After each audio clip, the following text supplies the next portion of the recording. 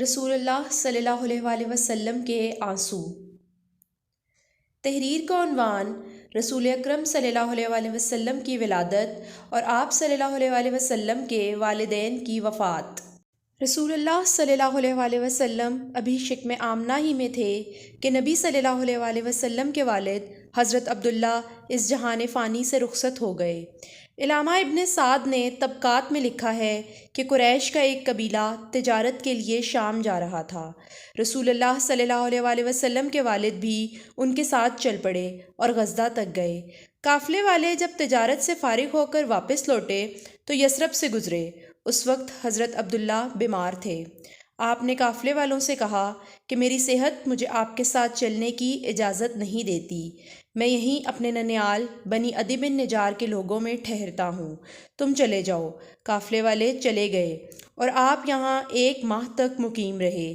جب قافلے والے مکہ مکرمہ پہنچے تو حضرت عبدالمطلب نے قافلے والوں سے اپنے لخت جگر جناب عبداللہ کے بارے میں دریافت کیا کہ وہ کہاں ہیں، تو انہوں نے کہا وہ بیمار ہو گئے تھے، ہم انہیں یثرب بنو نجار کے لوگوں میں چھوڑ آئے ہیں۔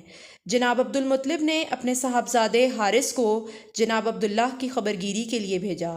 اسی اثناء میں آپ وفات پا گئے تھے اور لوگوں نے آپ کو نابغہ کے گھر میں دفن کر دیا تھا۔ جناب عبدالمطلب کو جب اپنے فرزند عبداللہ کی وفات کی خبر ملی تو آپ کو اور عبداللہ کے تمام بہن بھائیوں کو سخت صدمہ ہوا، کیونکہ اس وقت رسول اکرم صلی اللہ علیہ وآلہ وسلم ابھی شکم آمنہ ہی میں تھے۔ آخر دعائے خلیل اور نوید مسیحا کے پورا ہونے کا مبارک وقت آ پہنچا اور اللہ واحد لا شریک کے آخری رسول صلی اللہ علیہ وآلہ وسلم حضرت محمد رسول صلی اللہ علیہ وآلہ وسلم تشریف لے آئے۔ مشہور سیرت نگار رحمت العالمین کے مصنف حضرت علامہ سید قاضی سلیمان منصور پوری لکھتے ہیں کہ آپ صلی اللہ علیہ وآلہ وسلم کی ولادت باسعادت 2 شنبہ کے دن صبح صادق کے بعد اور طلوع آفتاب سے قبل 9 ربیع الاول کو موسم بہار میں ہوئی۔ محسن عالم سرور عالم صلی اللہ علیہ وآلہ وسلم پیدا ہوئے تو یتیم۔ جب آپ کی عمر مبارک 6 برس کی ہوئی تو نبی صلی اللہ علیہ وآلہ وسلم کی مشفق ماں آپ کو ساتھ لے کر مدینہ گئیں۔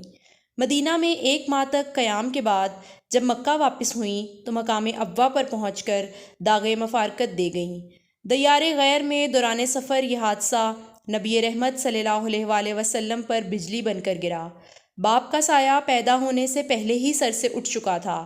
اب والدہ نے بھی داعی اجل کو لبیک کہا تو شدت غم سے آپ صلی اللہ علیہ وآلہ وسلم کی آنکھوں سے بے اختیار آنسو جاری ہو گئے۔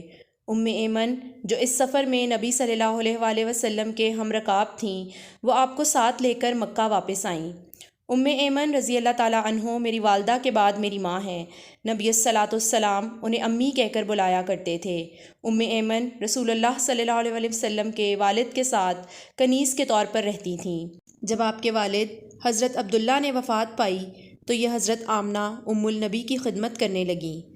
سرور عالم صلی اللہ علیہ وآلہ وسلم کی ولادت باسعادت کے وقت آمنہ کی خبرگیری اور خدمت پر یہی مامور تھیں۔ آپ صلی اللہ علیہ وآلہ وسلم کی بعثت کے بعد جن خوش نصیبوں کو سبقت فی السلام کی سعادت نصیب ہوئی، حضرت ایمن بھی ان میں شامل تھیں۔ حضرت ایمن رضی اللہ تعالیٰ عنہ بیوگی کا زمانہ گزار رہی تھیں کہ ایک دن نبی اکرم صلی اللہ علیہ وآلہ وسلم نے فرمایا، اگر کوئی شخص جنت کے کسی عورت سے نکاح کرنا چاہتا ہے تو وہ ایمن رضی اللہ تعالیٰ عنہ سے نکاح کر لے۔ آپ صلی اللہ علیہ وآلہ وسلم کا یہ ارشاد سن کر حضرت زید بن حارثہ رضی اللہ تعالیٰ عنہ نے ان سے نکاح کر لیا۔ ان کے بطن سے ہی محبوب رسول حضرت اسامہ رضی اللہ تعالیٰ عنہ پیدا ہوئے۔ نبی صلی اللہ علیہ وآلہ وسلم حضرت ایمن کے ساتھ بہت محبت کرتے تھے، یہ بھی آپ پر جان چھڑکتی تھیں۔ جب نبی صلی اللہ علیہ وسلم نے رحلت فرمائی تو یہ شدت غم سے نڈھال ہو گئی تھیں۔ ان کی آنکھوں سے ایسے آنسو جاری تھے کہ تھمتے نہ تھے۔